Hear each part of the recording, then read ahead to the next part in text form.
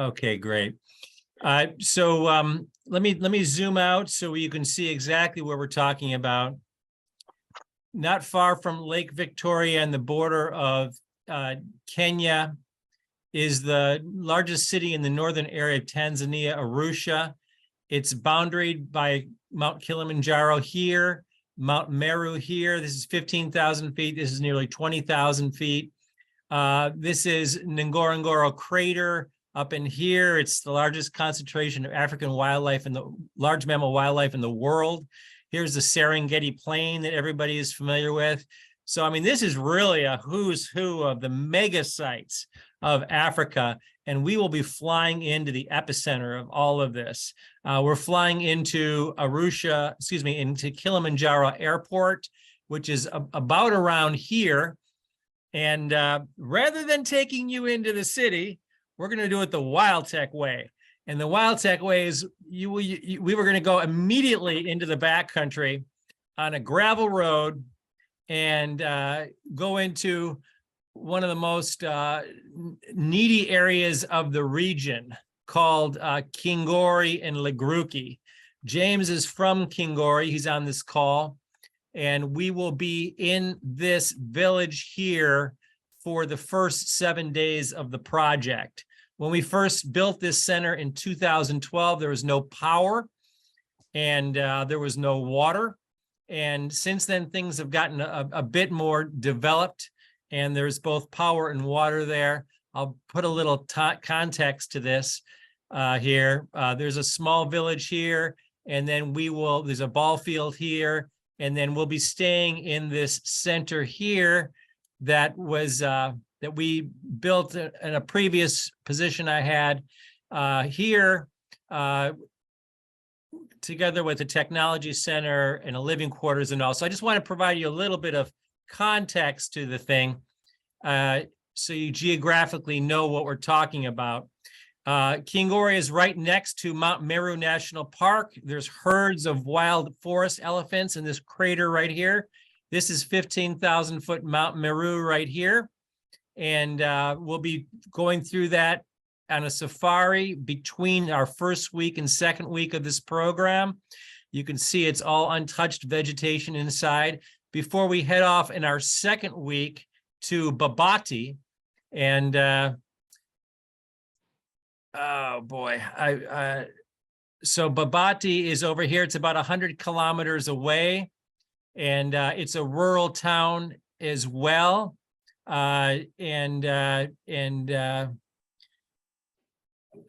Apologize, I'm getting a little lost on the map, but in any case, it's in this section of Tanzania, and it gives you an idea of where we're going to be. During our last section of the trip, we're going to be heading up to the Ngorongoro Crater, which is a must-see on any trip. It's a one-day safari where we will be seeing some amazing sights during our last day. So that's a quick geographic overview of what we're talking about to set the context. But let me get into the program itself. So this is, just a moment.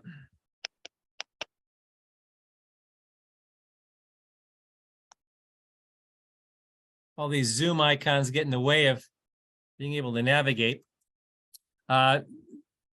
Quick agenda for today's call, background information. I'll introduce the co-leaders on the trip mid-call. We'll talk about some of the costs, and then we'll address any questions.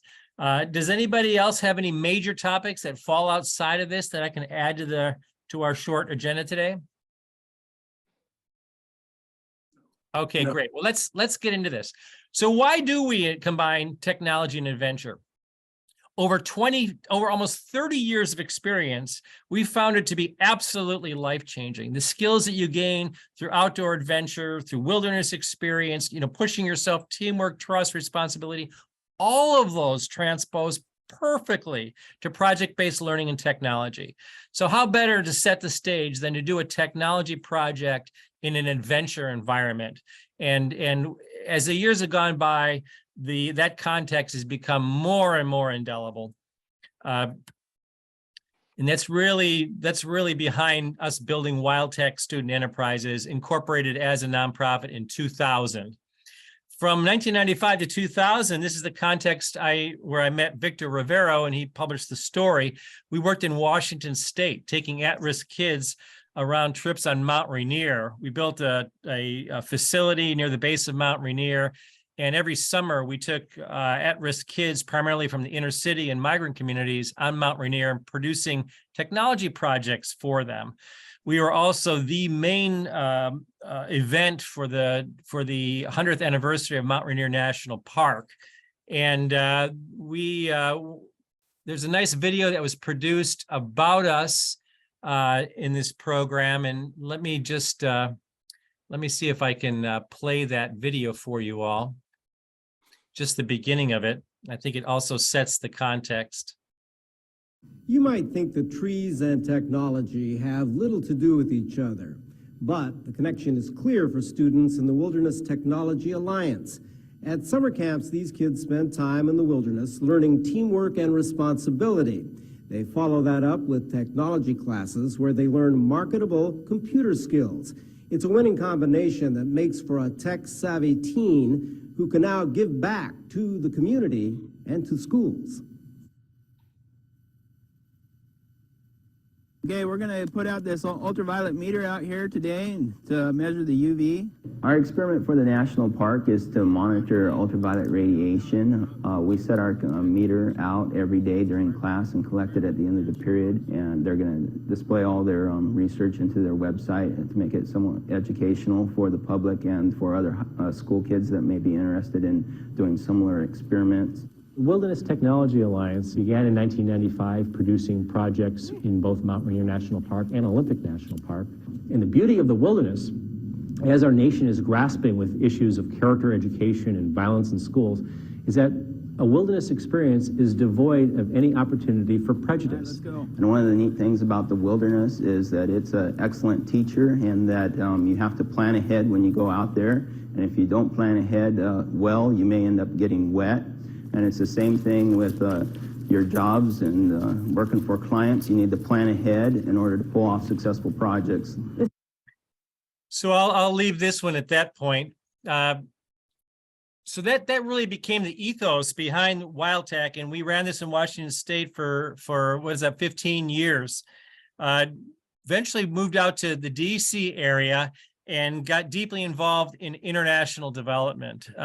We're improving education in Africa, about 5 countries in Africa.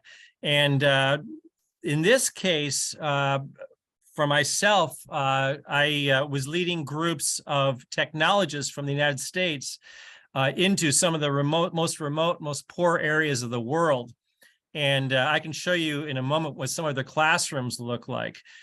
People who, in some cases, never saw what they say in East Africa, a Muzungu or a white person before, but the kindest, most generous, most loving people you'd ever want to meet. And they just needed resources. And our goal was to provide them those resources in technology and train their teachers. And this happened for 10 years in various contexts. And I want to play a couple of quick videos so you see what the schools are like in this area. So just a moment on that.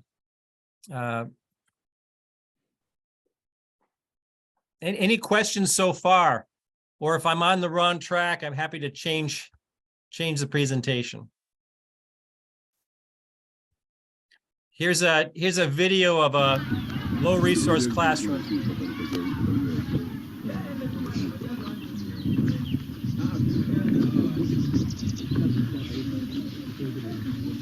Jambo. Jambo. Sema jambo na kidole juu. Jambo. Jambo. Umefurahi? Yeah. Jambo kila mtu. Yeah. Nyinyi ni wazuri, si ndio? Naona mgeni amefurahi. So stopping it there, in this case, there's over 100 students in this class. No lights, no power. And so in desperate need of resources. They also had no books. And so this is often with a setting that we're working in. In this case, we'll be working in a secondary school that has a bit more resources. But I wanted to provide you that context. I also want to provide you a little context of what this trip will look like when you bring a group of technologists from the outside in. Here's a trip that was led with Solar City. And Solar City, which is now Tesla, produced a video about it, bringing technologists in from the outside, empowering schools with solar power, computers, teacher training. This will be very similar to the experience that we all have this summer.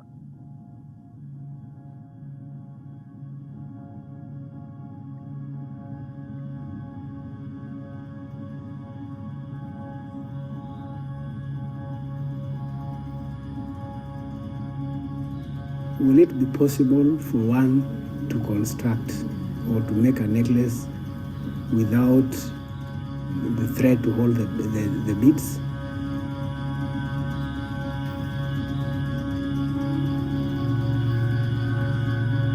How can a man operate without the fundamental necessity of water?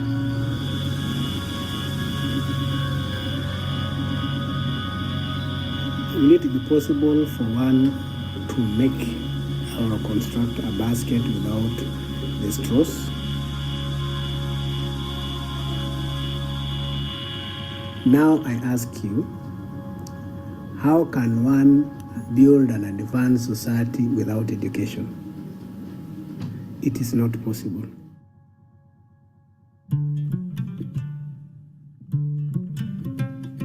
It took about 30 hours to get into Nairobi, and it was definitely a journey. We passed through amazing scenery, met some incredible people in the marketplaces who gave us an amazingly warm welcome. It's not every day that you're surrounded by wildlife, everything from baboons to giraffe to zebra.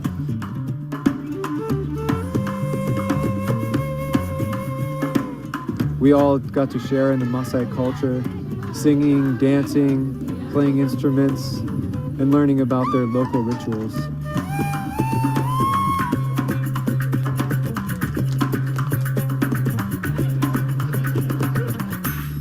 It was interesting to see how the kids interacted with us.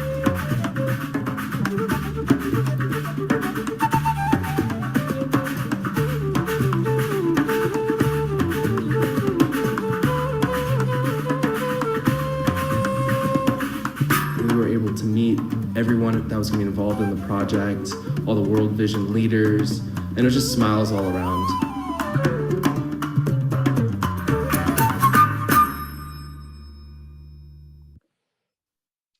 Great. So I think that sets a little bit of the context of what it'll actually be like. But what we're doing this year is quite a bit different. And this is what's really exciting. For me, it's a fulfillment really of a lifelong professional dream. So during the first 15 years, witnessing the life-changing impact of wilderness and technology, combining wilderness leadership and technology on at-risk youth. During really the next 10 years, witnessing the impact on education in Africa and the impact on technology professionals going into this environment.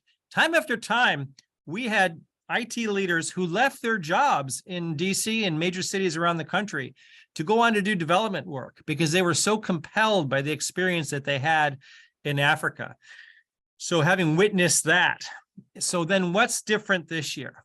What's different this year is bringing the two sides together, building really what I'm modeling as a railroad, so to speak, an opportunity for low income, and this year, African-American students from the District of Columbia to go on a trip like this. These are students who are leaders, who are pursuing an IT pathway, combining them with IT professionals and together conquering a service project in Africa that helps extremely disadvantaged children in Africa. That's our goal. And downstream, our goal is to grow this thing. because too many children in our country, especially African-American children, don't have an opportunity to experience these kind of life-changing programs. And to do that in a country that has heritage-wise significance to them, I think is even more compelling. So that's what our goal is. Bringing 2 to 4 disadvantaged African-American IT students from Washington, D.C., combining with 4 to 6 IT professionals from around the country, together with program leaders, Dami, who's from Gensler, Heki, who is in the field in Tanzania, and myself. This is our goal for this year. And we're implementing this theory of change. We're planning to bring technology access to 2 secondary schools, one in Kingori, which I showed you on the map, the other one in Babati, which I showed you on the map, and then combining with that educational content, which we're all going to have to research. The team that elects to go in advance so that we load the laptops up, or at least we have hard drives containing them to bring out there. And then we add training to that. We're going to train the teachers to do that. But what we learned in Tanzania, so WildTech won a contract through DFID in 2015, and we delivered on that contract until 2019, just before a few months before the pandemic hit. And that was to use technology to create career pathways in youth. We are really on to something. And it's not just about providing access to technology. It's not just about teacher training. It's because even tech-savvy students don't have employment to go to. Often they go to rural employment, working on the farm after all these years of education. It's a real problem all over Africa, especially in East Africa. We're also building a bridge. We're providing Cisco Academy training that Dami's going to talk about in a moment, training 5 vocational schools in the northern zone of Tanzania, up to 15 teachers in Cisco Academy, as well as how to use multimedia on computers and literally open businesses in these rural communities so that the students who graduate from these programs can gain employment, something they currently don't have, and something that we call the cycle of transformation. So what is a cycle of transformation? The idea is producing the resources that we consume, sort of like creating a vortex of opportunity. So initially, we're involved in training teachers who in turn train students. Those students are, once trained, are involved in work-based learning to produce needed products and services, which in turn provides the resources for the program to grow, both internal funding from the revenue they gain, as well as those students becoming teachers in the next cycle. So we call this a cycle of transformation. It's an ongoing project in Tanzania and something that we would be a part of. To view it a little bit differently, we're initially providing computers to schools, training the teachers, creating digitally literate students. Those students are then formed together to form student-run enterprises in multimedia and IT essentials. That's basic computer repair. And then they start businesses up. Each school has its own student-run enterprise doing a variety of activities. This is our solution for providing students an opportunity to build a business around their technology careers, because there are no employers in technology in the rural areas that we're going to. And so this is the model that we're building against. And this is our itinerary for this exciting trip that we would all be building together. You can see here, departing Dulles Airport on the 15th, first week in Kingori, intermediate safari in Arusha National Park. We would also go to Arusha Falls. I can show you a picture of that later if you'd like. Then on to Babati, where we conquer 3 service projects, a school implementation, the Cisco Training Academy for 5 schools in the region, and also helping Heki to build up a technology center. So I'd like to now introduce, if he's able to get audio, and let me see if he's still there, James Jacob. James, are you there? Yes, James? yes, I'm here. I am. James is from Kingori. James, can you tell us a little bit about the rural life activity as well as Nekosenga Secondary School that we'll be in? Okay, thanks so much for giving an opportunity, and welcome all people who are here. At the Lake Brook, I think we will work with the villagers and the local people with the different activities. And the most activities which are doing with the local people there is just picking of coffee. It means the collect of the coffee from the farm and also prepare it to send to the market, and also picking of banana. And the another thing activities which we can do at the home is how to collect the honey. But the honey which we can do if we wish to do that is from the honey which is stringless. I mean the bees which cannot which they not beat the people. So it is also friendly, and the families not have the problem with the people.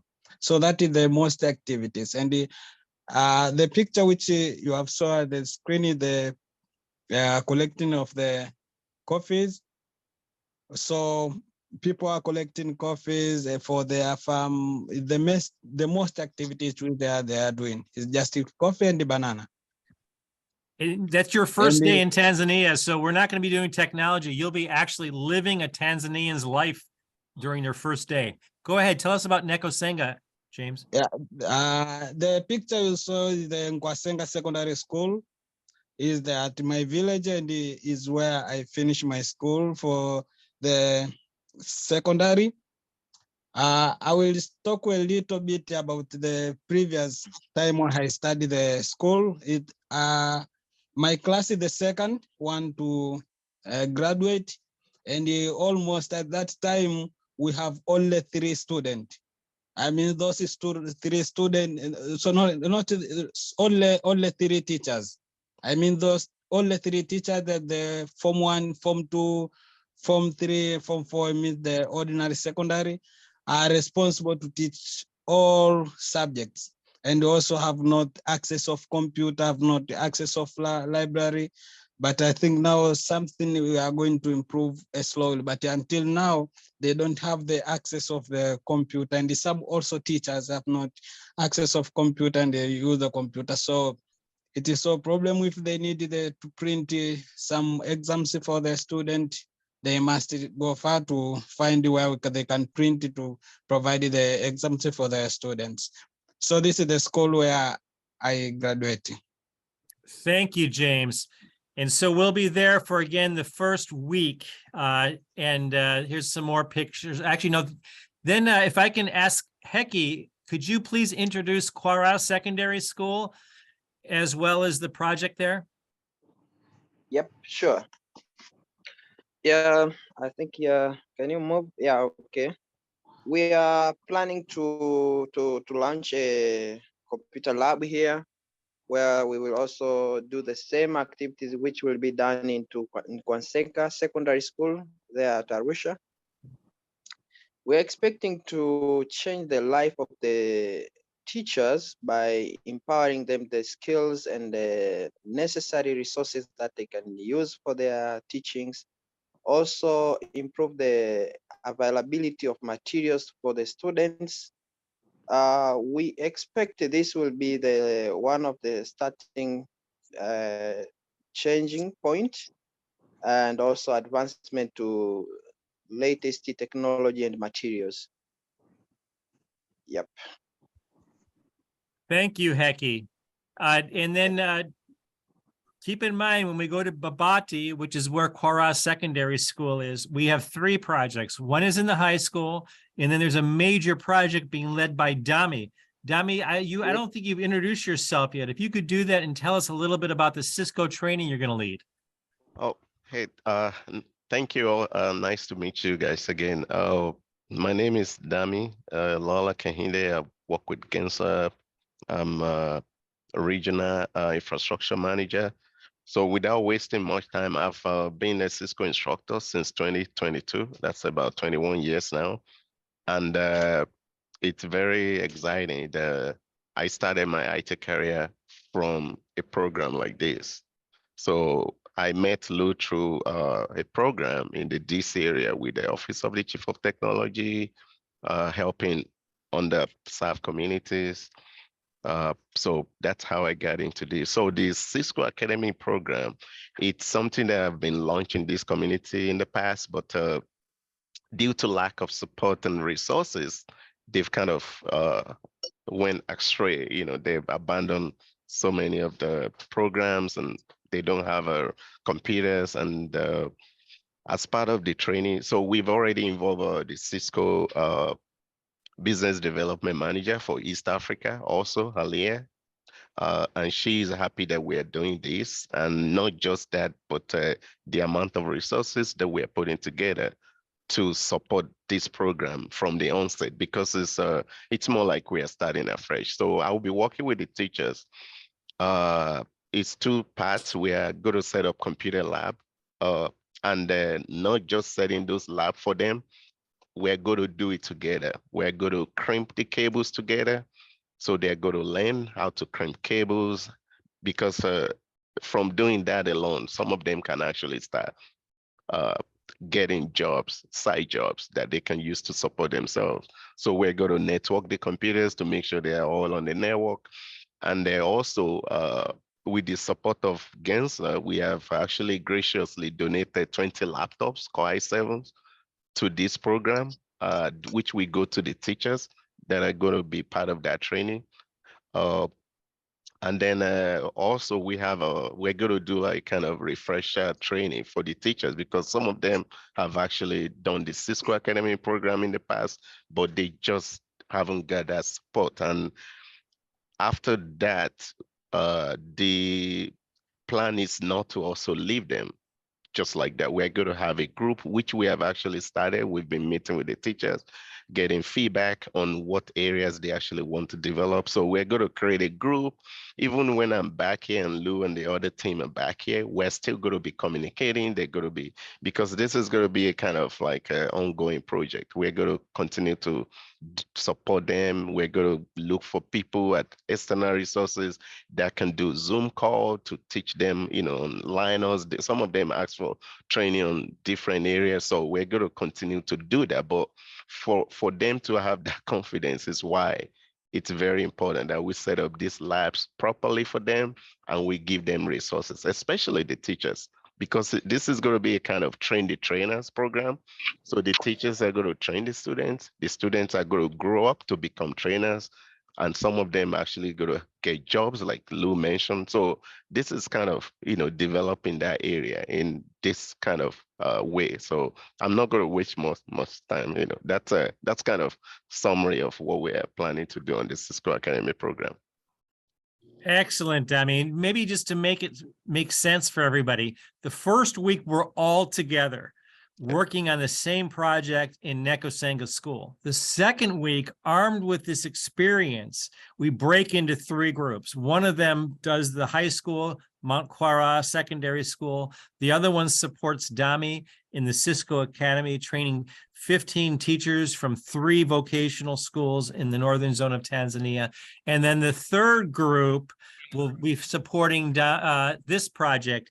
Heki, can you tell us a little about this telecenter that you're going to be building and how our team is going to support you? Yeah, sure. We are planning to, well, I'm planning to launch a small telecenter at town that can serve the people and youth at town at a very low prices, where they can access the internet, and they can also have some small community learning center so that they can share, they can see, we can give them all the kind of necessary tools for this today's life. This is the idea of this telecenter. Excellent. Thank you. So you can see that we're not only providing technology access, we're providing training, we're providing advanced vocational training, and we're providing a pathway to a career where you can make money using those skills. So what does the campus look like where we're going to be living at? Well, this is the King Ori Center where we'll be living during the first week. That's George and that's Sarah. They run the center now. And it includes a technology building here for holding classes for teachers and the like. It includes this facility here. Everybody will get their own private room. You see that the students that go, the DC students will pair up, but the others will receive their own room. The room is about that size. You have your own bed net. We're over 5,000 feet here. So even though you're 60 miles from the equator, it's actually pretty nice weather. I tell people the human species was formed in the Olduvai Gorge just a few miles from where we're going to be. And we are genetically programmed to the weather that is there because it is the absolute perfect weather 24 hours a day.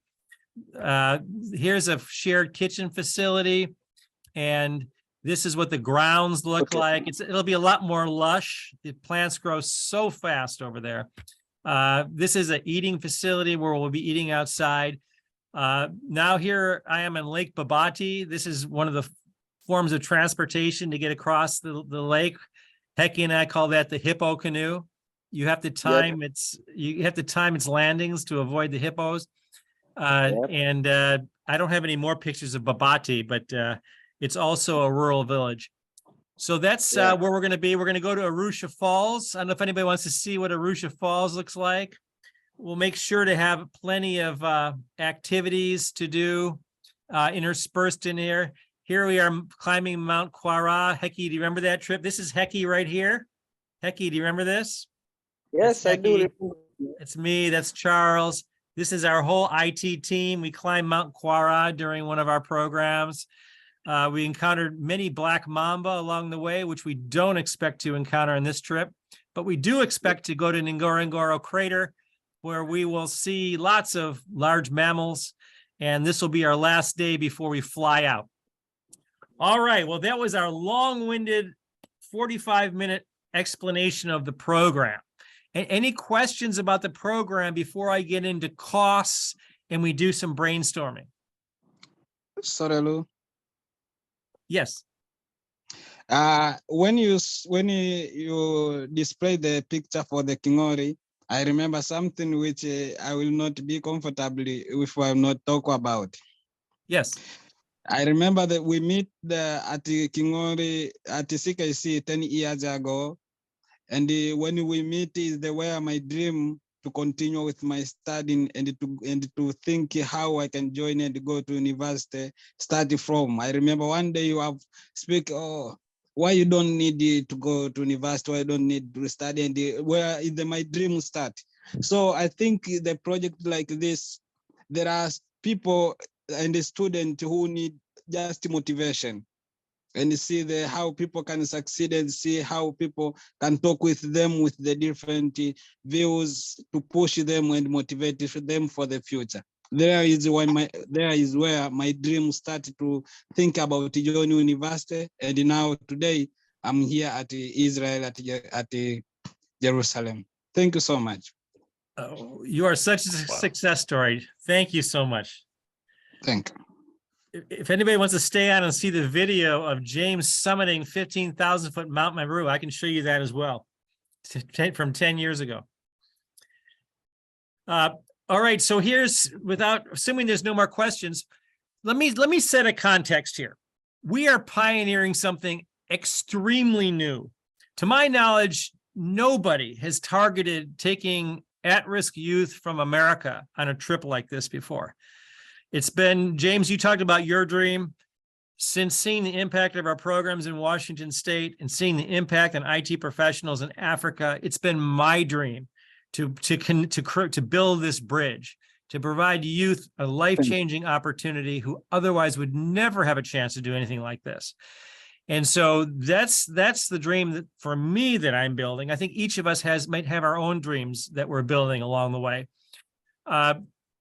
And so I'm framing it this way because there's a number of pieces that we have to bring together that haven't been brought together before. So we're working out the insurance in parallel with this. That's certainly an issue that WildTech is having to deal with.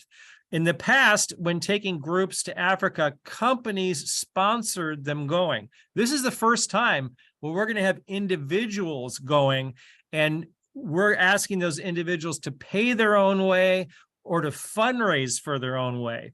In Dami's case, Gensler's paying for his trip to go out there and even as an employee while he's out there. But in exchange, so to speak, for that, WildTech is not making a penny off of this program. This is a program that's pure innovation. And so I'll be sharing all cards up, what our costs are. They're not going to be high. And what it's going to take to pull this all off together. I'm currently estimating our on-the-ground costs 2 weeks are going to be anywhere from a low of $19.95 to a high of $29.95. A lot of that's going to be based on the insurance that we're going to have to get. And we're not a large group, so that has to be factored into the 10 people attending. WildTech is going to fundraise for the students from DC, the low-income students who were not going to ask to raise money for this. Their trip will be covered. And so that's separate from this. If you're lucky, you can get an airplane ticket going out there for a little over $1,000. If you're not lucky, you'll be closer to $2,000. There's passport costs. Probably most folks have them.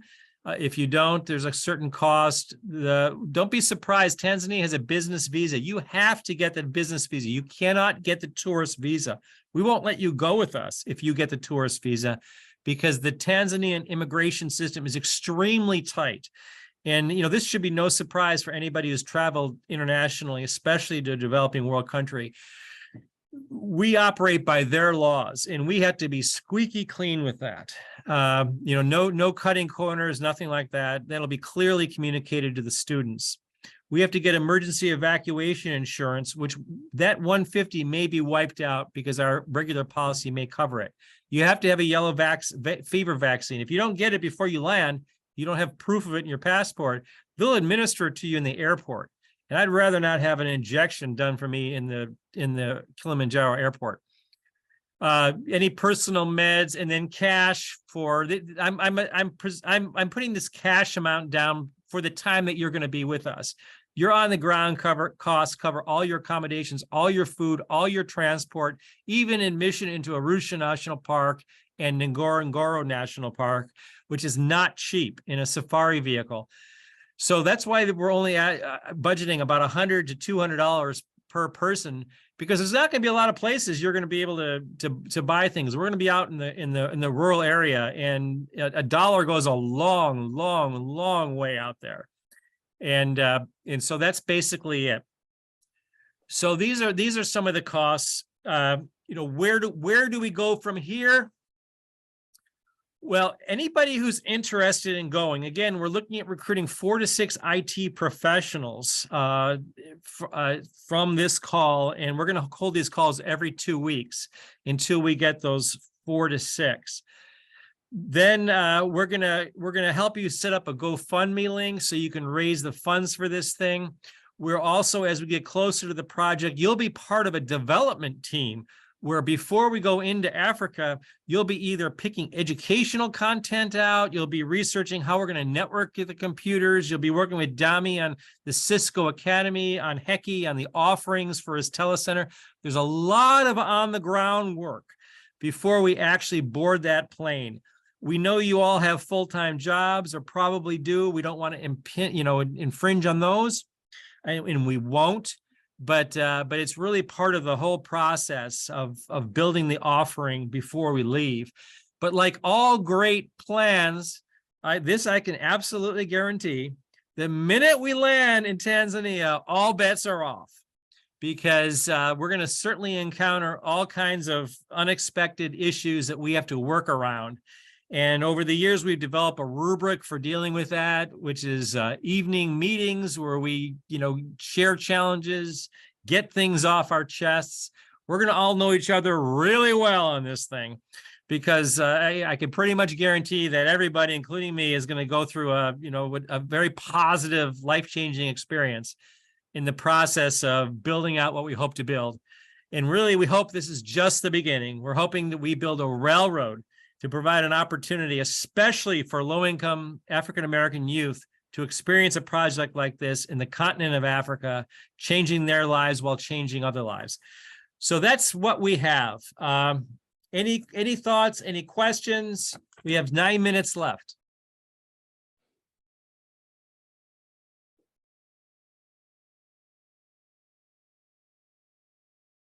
Wow. Okay. I hope that's good news. I'm not sure. Is anybody on the call? Well, I don't want to actually put you on the spot. You all have my email addresses. Deciding to explore this does not need to be a commitment right now. It just means to say, hey, I'd like to further explore this, and we can paint a pathway for you. There's not going to be any hard sells here. We know it's a big decision. Go ahead. Yeah. Hey, Lou, Steve Cooper.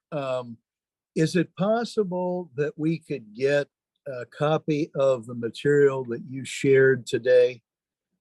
There's a lot to absorb. You don't necessarily have to send all the videos and things like that, but the text-based slides that kind of describe the program and the objectives and stuff like that, both to absorb, for me, but also to use those to reach out to folks in my network who I think might be interested in the opportunity. So if that's a possibility, and maybe you could send us, the material. Hopefully that's a PowerPoint, but maybe it's something else. That would be very helpful. I absolutely would do that, Steve. Thank you so much for that. And any other thoughts or questions? Again, we'll be hosting meetings. This meeting we're doing here, we're going to host pretty much every other Tuesday at this time.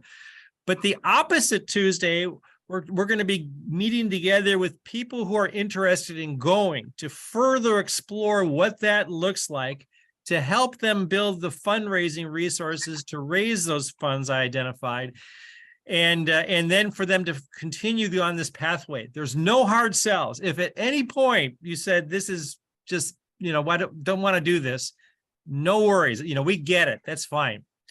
But we hope that you continue on, and of course that's your choice.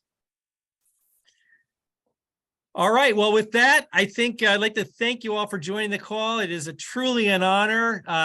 Victor, anything we discussed today, does this look like a story you might be interested in tracking on?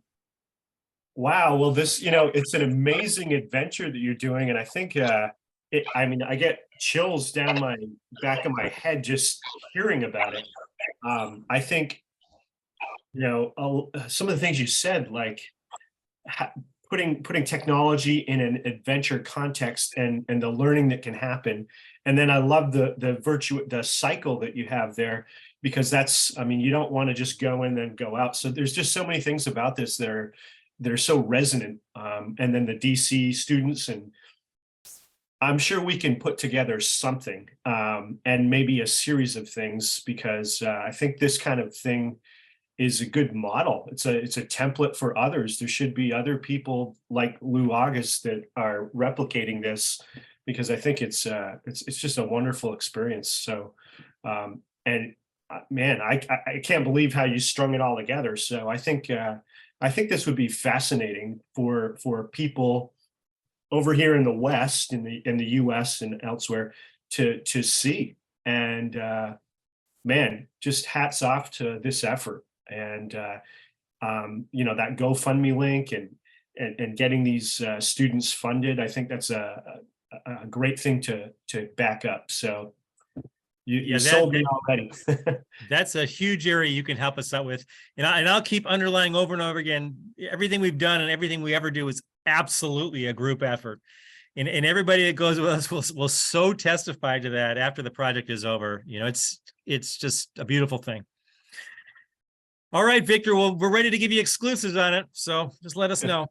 All right. Thank you. All right. Well, again, thank you, everybody. I'll upload this to our YouTube channel. I'll send you all a link. Steve, I'll send everybody the documentation on this, as well as our program information. Everybody, if you have any questions, online, offline, whatever it might be, just shoot me an email and I'll get back to you right away. And with that, have a wonderful Valentine's Day, and we'll talk to y'all again soon. Okay, Lou, thank you very much. Thank you. Thanks, everybody. Bye-bye. Thank you so much. Appreciate it. Thank you, Lou. Thanks. Thanks, Lou. Thank you. Thanks, Lou. Thank you all. Thanks, Ray.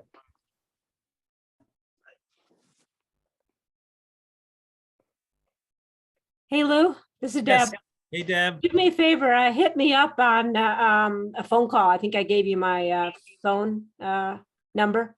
Oh, in the chat? Oh, in the chat? Or No, in an email I sent you a while ago. I'm real interested in anything I can do. Would be wonderful. Wonderful, Deb. I'll do that. As soon as I shut the call down, I'll pull it up and send it to you. Okay, thanks. Thanks, a million, Deb. All right, take care.